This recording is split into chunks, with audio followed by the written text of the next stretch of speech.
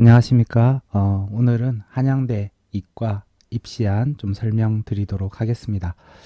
저는 시대인지학원 입시평가 이사를 맡고 있는 이민하라고 합니다.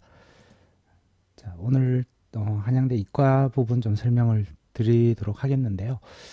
자, 전형별로 일단 인원을 보시면 학과별로 쭉 모집 인원이 있는데, 자, 교과 추천형은 거의 대부분 학과가 선발을 하지만 선발하지 않는 학과가 바이오메디컬 전공이랑 의예과는 교과 전형이 없어요.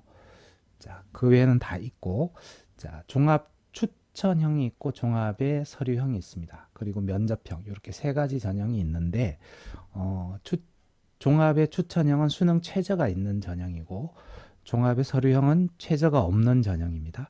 그리고 면접형은 수능 이후에 면접을 하는 전형이에요. 예, 그렇게 차이가 있는데 이 정도 보시면 되고, 논술 전형으로 선발하는 학과들이 있고 일부 학과는 논술 전형으로 선발하지 않는 학과들도 있습니다. 자, 요거는 이제 좀 관심 있는 학과를 기준으로 보시면 되고 각 전형별로 좀 상황을 보도록 하겠습니다. 일단 학생부 교과 추천 전형입니다. 추천 전형은 학교에서 11% 인원까지 추천이 가능하다는 거죠.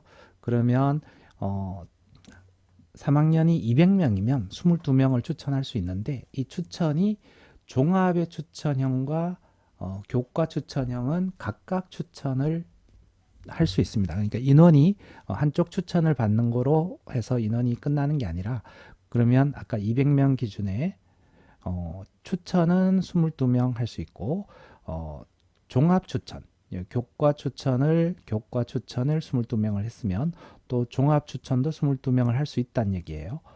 예, 그래서 추천이 44명까지 할 수 있다는 얘기입니다.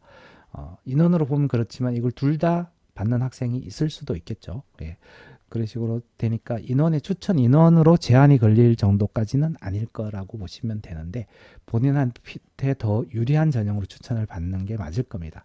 자, 수능 최저는 3합 7입니다. 그래서 여기는 탐구라고 그냥 되어 있으니까 이과생이지만 사탐을 해도 수능 최저에는 문제가 없다, 이렇게 생각하시면 됩니다.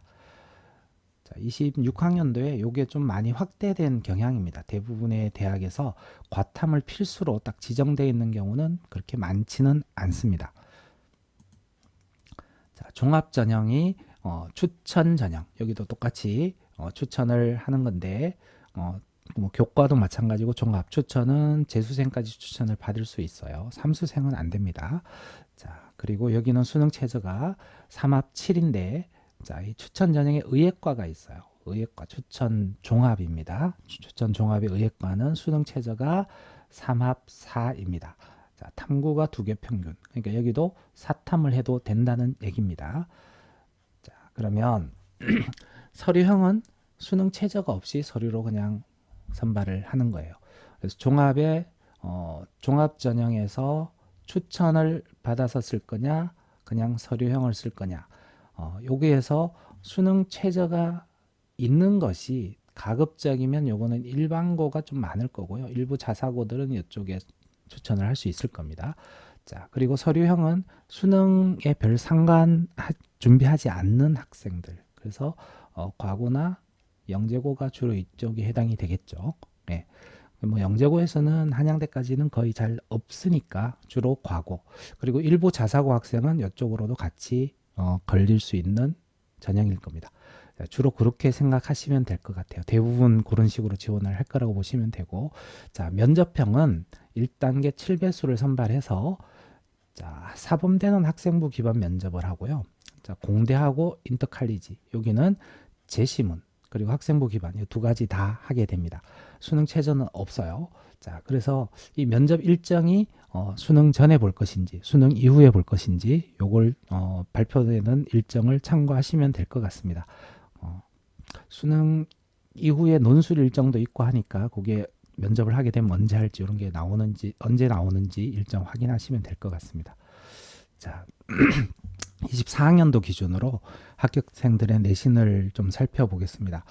자, 근데 여기 좀 체크한 경우는 이게 평균하고 보통은 50%하고 비슷한데, 평균이 50%보다 이게 숫자가 더 커지는 경우는 이 70%야 마지막 내신이 생각보다 더 낮아지는 경우는 전체 평균을 하다 보면 50%보다 훨씬 낮아지는 경우가 있는 겁니다. 그래서 이 50%에 비해서 평균이 좀 현저하게 낮은 이런 경우는 마지막 컷이 생각보다 떨어진 학과다라고 보시면 됩니다. 근데 이게 교과는 그냥 순서대로 쭉 가는 건데 요게 24학년도는 교과 전형이 최저가 없었었어요. 그래서 25학년도에 최저가 생겼으니까 25학년도 교과는 25학년도를 확인하셔야 됩니다. 자, 그리고 종합은 이게 50%보다 낮아지는 경우는 내신이 더 낮은 학생들이 종합으로 붙은 경우가 생긴 거니까 전체적으로 50%보다 낮은 경우 결국은 자사고나 과고가 좀 많이 지원한 학과 그쪽 학생들이 좀 더 많이 합격한 학과일 수 있습니다. 예, 뭐 그렇지 않고 일반고인데 내신이 좀 낮지만 서류가 좋은 학생들이 있을 수 있지만 그런 경우는 자주 나오지 않으니까요. 예, 그렇게 보시면 되고 이 내신이 전반적으로 자사고나 과고라 하더라도 이 평균치보다 너무 떨어지는 경우는 조금 지원하는데 좀 생각을 하셔야 될 겁니다. 그런데 보통 이런 경우는 본인의 학교 선배들의 실적을 참고하시면 많이 도움이 될 겁니다. 예, 비슷하게 학교 커리큘럼이 계속 유지되니까요. 비슷하게 된 경우가 있다. 그러면 적극적으로 지원하는 경우로 생각하시면 될 것 같습니다. 자, 그래서 학과에 따라서 이게 3점대가 넘어서 70%가 형성되는 경우는 조금 자사고나 과고 이런 데서 좀 낮은 내신이 낮은 경우에 좀 합격을 많이 하는 학과다. 이렇게 생각하시면 될 것 같습니다. 자, 다음으로 논술 전형입니다. 자, 논술 전형에서도 자, 의예과가 논술 전형이 새로 선발하게 들어왔습니다. 자, 그래서 최저는 뭐 추천 종합하고 똑같습니다. 3합 7이고요. 일반 학과는 의예과는 3합 4입니다. 자, 논술은 수리 논술로만 출제가 됩니다. 자, 수능 최저가 있기 때문에 예전에 한양대가 수능 최저 없이 논술 전형에서 의예과가 있었을 정도 있었는데 이제는 그냥 사실 수능 최저가 생기면서 의예과가 논술이 들어온 거예요. 자, 그러면 수리 논술의 범위는 미적, 기하, 확통이 다 들어가게 됩니다. 자, 이게 어느 정도 경쟁률이 나올지 좀 확인은 의대 논술 같은 경우는 뭐 나중에 봐야 되겠지만 8명 선발인데 이게 경쟁률은 꽤 많이 나올 겁니다. 그래서 논술로 합격하기가 수리 논술로 합격하기는 정말 만만치 않을 겁니다.